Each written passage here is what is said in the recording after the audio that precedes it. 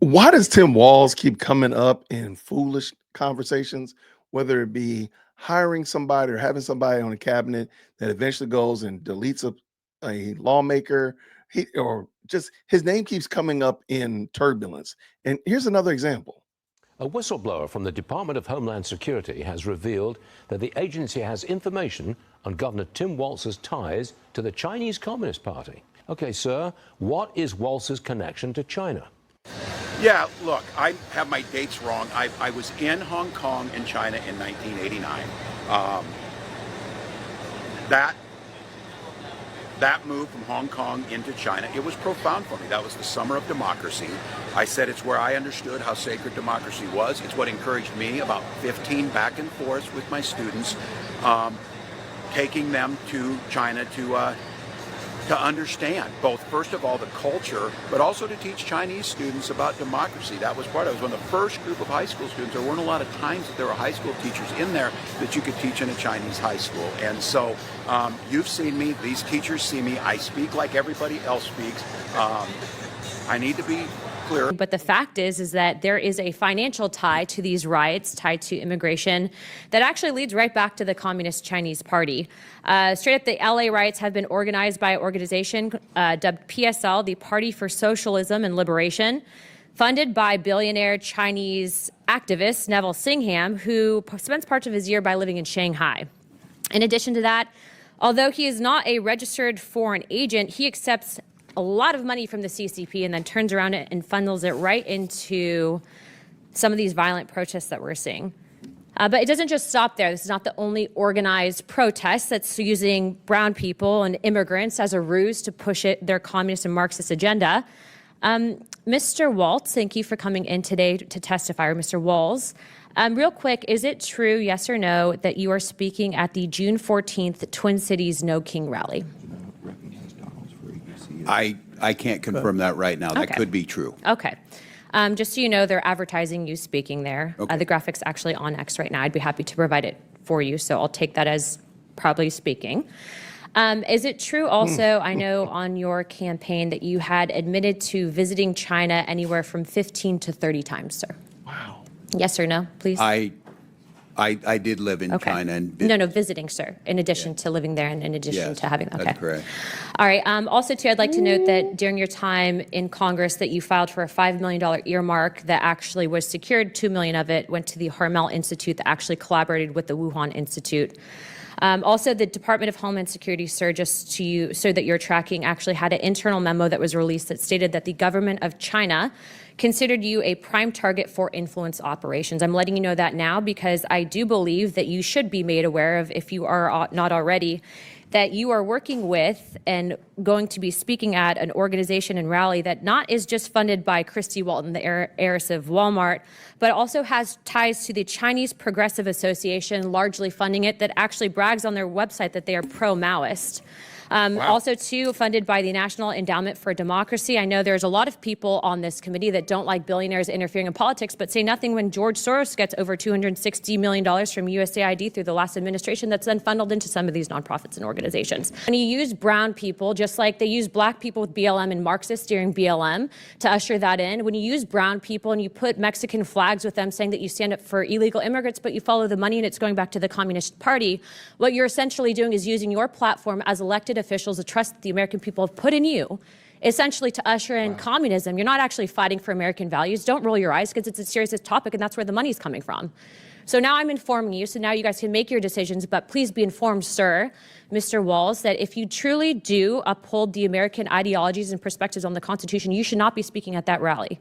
I've given you the correct information, and as of right now, I've authorized a letter to be sent to my office to the President of the United States to rescind millions of dollars in funding that we know are going to the No Kings protests that were authorized and basically given under the last administration. That is what Congress is supposed to do, not point fingers, not blame people, but actually ensure that the American people are protected and not fighting for foreign interests, foreign governments, and also the communist. Well, the gentlelady. You know, a tweet from the president today said, I told them they should have done something, and now here we are. Yeah, here we are with the Middle East back on fire in a way that is now expanded. Iran has to retaliate in their mind, I'm sure. And now, who is the voice in the world that can negotiate some type of agreement in this. Who holds the moral authority? Who holds the ability to do that? Because we are not seen as a neutral actor. And we maybe never were. I don't want to tell anybody that. I think there's a lot of people that say you always leaned one way in this. But I think there was at least an attempt to be somewhat of the arbitrator in this. We saw President Carter do it with Begin and Sadat. We've had certain wins along the way that were actually mutually beneficial both ways. Now I ask who that is. And I mean, consistently over and over again, we're going to have to face the reality. It might be the Chinese. A whistleblower from the Department of Homeland Security has revealed That So the fact that he thinks that the Chinese could be better arbiters in the Middle East than American, that's got to do something to you. That's got to be something. Let's bring this in. Let's finish this up. to the Chinese Communist Party. Okay, sir, what is Walz's connection to China? He's been to China, by his own estimates, over 30 times. That could be many more than that, but that seems like a significant number of times. Even before he was ever in politics, he was going to China. And what we know from our investigation that the committee's been leading against China and our federal government, which had nothing to do with Tim Walz, was that the FBI monitors people in the United States who make an excessive number of trips to China for unknown purposes. You know, you have people that go to China regularly for business. They may be at work for a Fortune 500 company that has a plant in China or whatever, but it doesn't appear Tim Walz has any business relationship with China.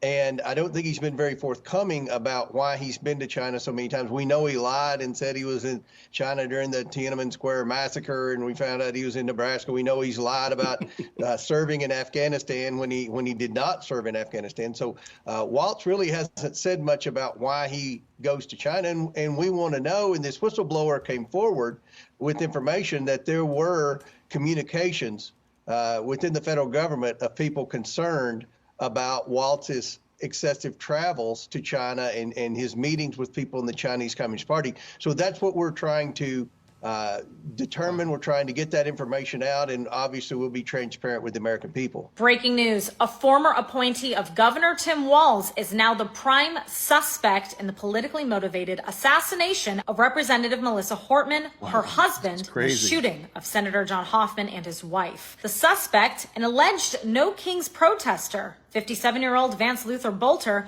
posed as a police officer during the attacks and remains at large. Bolter, appointed by Walz in 2019 to the governor's Workforce Development Board, allegedly shot Hoffman and his wife in their Champlin home early this morning before moving on to the Brooklyn Park home of the former House Speaker Hortman, where he fatally gunned down both her and her husband. Inside the suspect's vehicle, police found No Kings protest flyers, a manifesto, and a list of targeted politicians. The No Kings movement, which planned large anti-Trump protests today, is now directly linked to the killings. Both of these Democrat lawmakers had recently crossed party lines on a vote to repeal free health care for illegally present individuals. A shelter-in-place order is active. Protests have been canceled, and Minnesota's Emergency Operations Center remains fully engaged as the manhunt intensifies.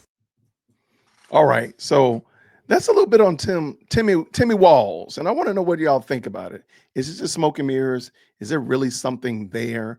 Did we beat a bullet? Did we really beat a bullet with not having Tim Walz be our vice president? I mean, besides the fact that who would have been president would have been crazy too, but having Tim Walz as vice president would have been problematic, uber problematic. But maybe it's just nothing. Let me know, of course, what you think. The conversation is down in the comments. That's where we're going to meet you down there. I really do appreciate you. Thank you so much for liking the video. Thank you so much for subscribing and helping us hit our goal of 50,000 subscribers. I really do appreciate each and every one of y'all. So until next time, everybody, grace and peace.